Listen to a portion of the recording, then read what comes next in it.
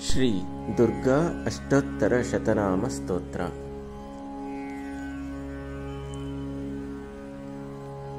श्री ईश्वर उवाच।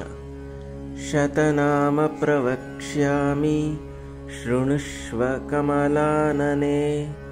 यस्य प्रसादमात्रेण दुर्गा प्रीता भवेत् सती। ॐ सती साध्वी भवप्रीता भवानी भवमोचनी। आर्या दुर्गा जया चाद्या त्रिनेत्रा त्रिशूलधारिणी।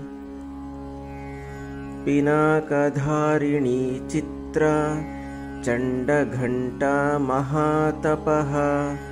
मनोबुद्धिरहङ्कारा चित्तरूपा चिताचितिः।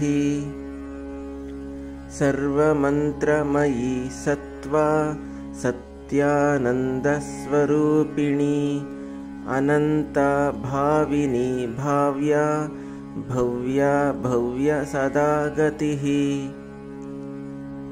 शाम्भवी देवमाता च चिन्ता रत्नप्रिया सदा।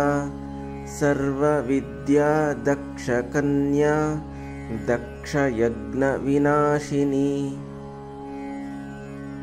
अपर्णा अनेकवर्णा च पाटला पाटलावती। पट्टाम्बरा परिधाना कलमञ्जीररञ्जनी। अमेयविक्रमा क्रूरा सुन्दरी सुरसुन्दरी। वनदुर्गा च मातङ्गी मातङ्गमुनिपूजिता।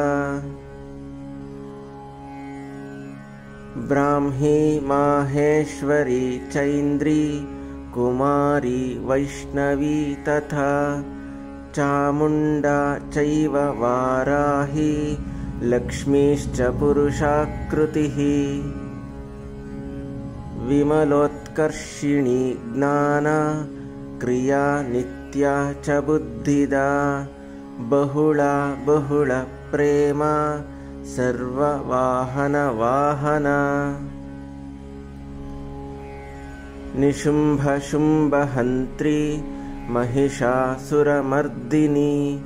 मधुकैटभहन्त्री च चण्डमुण्डविनाशिनी।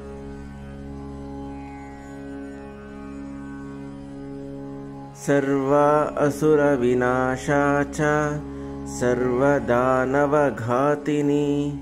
सर्वशास्त्रमयी सत्या सर्वास्त्रधारिणी तथा। अनेकशस्त्रहस्ता च अनेकास्त्रस्य धारिणी। कुमारी चैककन्या च किशोरी युवती यतिः। अप्रौढा चैव प्रौढा च वृद्धमाता बलप्रदा। महोदरी मुक्तकेशी घोररूपा महाबला। अग्निज्वाला रौद्रमुखी कालरात्रि तपस्विनी। नारायणी भद्रकाली विष्णुमाया जलोदरी।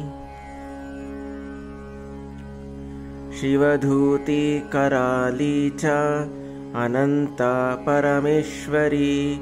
कात्यायनी च सावित्री प्रत्यक्षा ब्रह्मवादिनी। य इदं प्रपठेन्नित्यं दुर्गा नाम शताष्टकं। नासाध्यां विद्यते देवी त्रिषु लोकेषु पार्वती। धनं धान्यं सुतं जायां हयं हस्तिनमेव च। चतुर्वर्गं तथा चान्ते लभेन्मुक्तिं च शाश्वतीम्। कुमारीं पूजयित्वा तु ध्यात्वा देवीं सुरेश्वरीं पूजयेत् परया भक्त्या पठेन्नाम शताष्टकम्।